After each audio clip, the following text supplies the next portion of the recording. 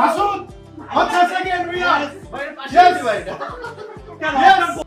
দেখতেই পাচ্ছ সবাই কি পরিমাণ এক্সাইটেড। সঠিক উত্তর দেওয়াতে আমরা পেয়ে গেলাম আমাদের দুইজন উইনার। প্রথমজন হলো আবির মাহমুদ, সেকেন্ড জন হলো মাসুদ আবির। ভাইয়াদের পরিবার কিন্তু পেয়ে গেল 5,000 টাকা বিকাশ রেমিটেন্স এবং অ্যাপেক্সের পক্ষ থেকে Eid gift voucher. Very good. তোমাদের ইন্টারেস্ট, তোমাদের এক্সাইটমেন্ট দেখে আমরা খুবই হ্যাপি। আমরা আরো আসবো বেশি বেশি।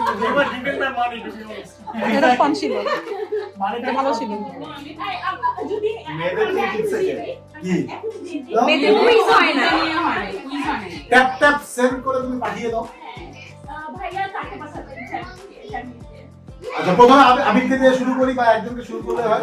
আবির, তুমি কাকে দিবা তোমার ফ্যামিলি? তুমি কি অ্যানসারটা দিবা নাকি ওয়াইফের কাছে দিবা? না, এটা আমি ওয়াইফের সাথে ডিসকাস করে বলেছি। পরে ডিসকাশনের জন্য তোমাকে 30 সেকেন্ড সময় দেওয়া হবে। তুমি দুজনের দিকে তাকাও। তাকাই ডিসকাস করে কি নাম্বারটা এখন দিতে হবে। তোমাকে একটু সময় দিলাম। মাসুদ, তুমি কি রেডি? আমি আমার ভাইকে পাঠাবো। ভাই যেটা আমেরিকা চলে যাচ্ছে, সে টাকা নিয়ে কি করবে?